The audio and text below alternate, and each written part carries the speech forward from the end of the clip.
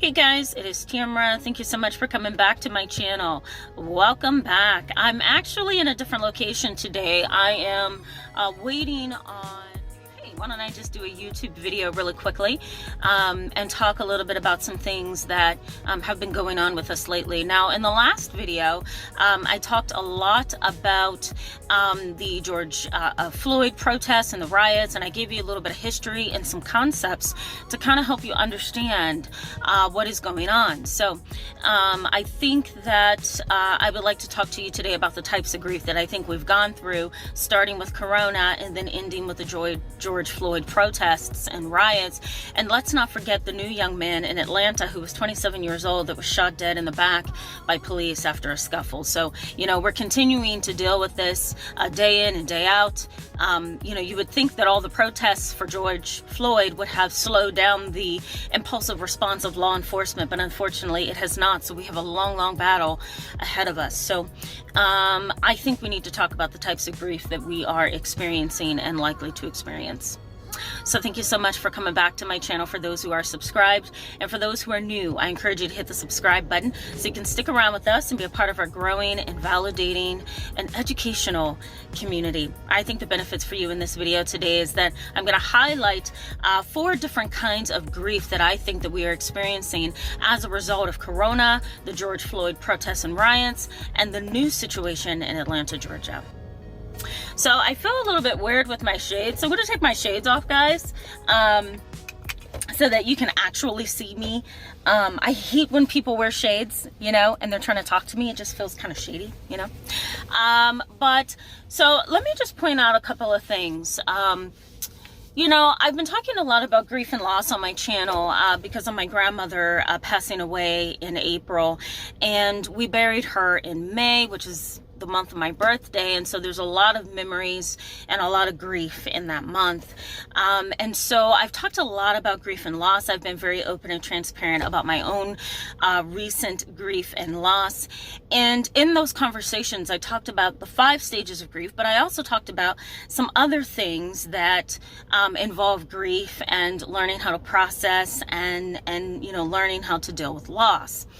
And so I think that we as a nation have dealt with the same kinds of grief that I am dealing with in my own personal life right now.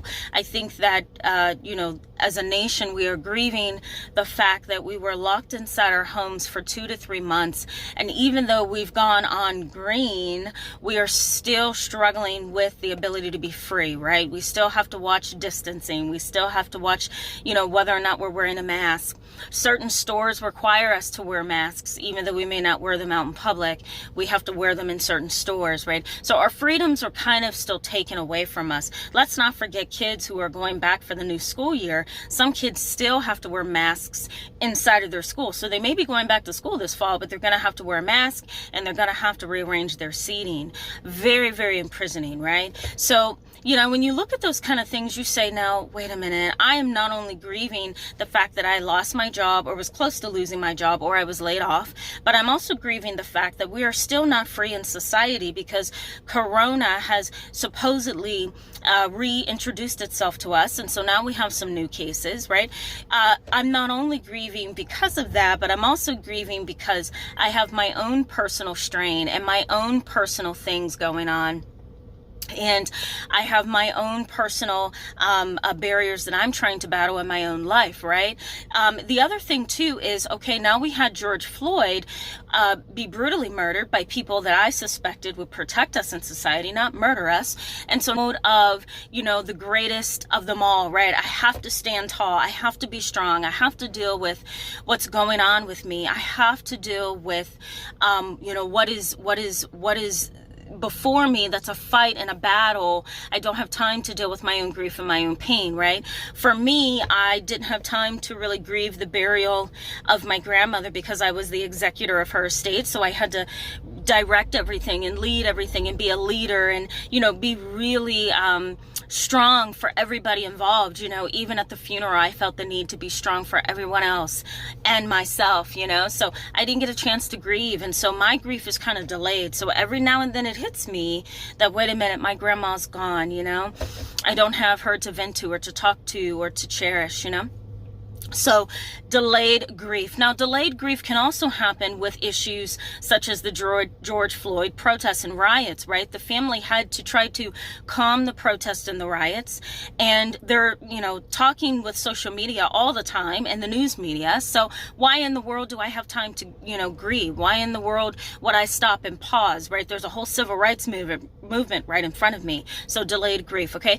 The next kind of grief is disenfranchised grief, and that kind of grief is the grief that other people judge, right?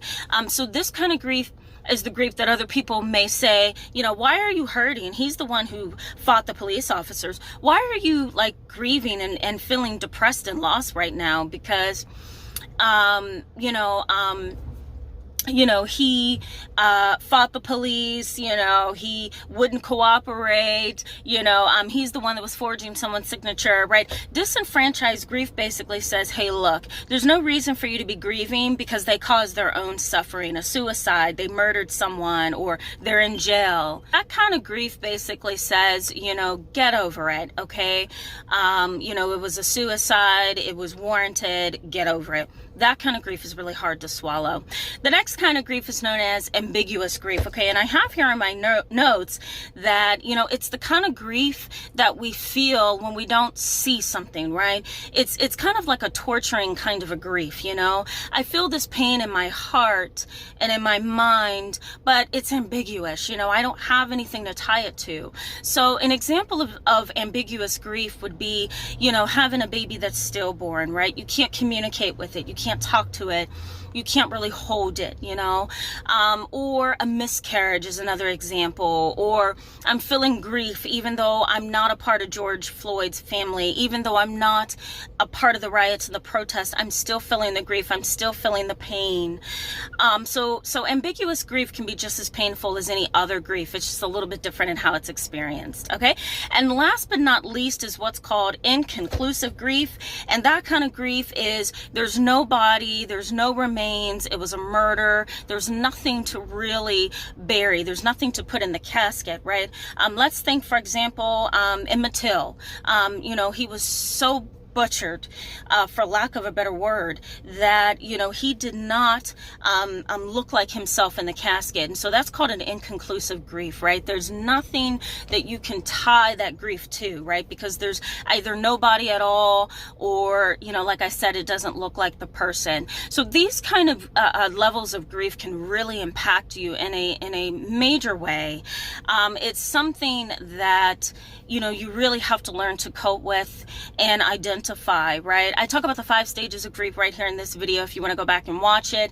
And in this video, right over here, up here, I talk a little bit about the George Floyd protests and some of the concepts I think is going to help you make sense out of what's going on. Stay tuned, guys. I'm going to see you in a little bit here. I think it's June the 19th. I'm going to be doing a live YouTube event, and I'm going to be talking about this year and everything that we've had to experience. So stay tuned. Thank you so much for being with me today, guys, in this video. Go ahead and give it a thumbs up and hit that subscribe button if this was helpful to you, and I will see you in the next video. Bye.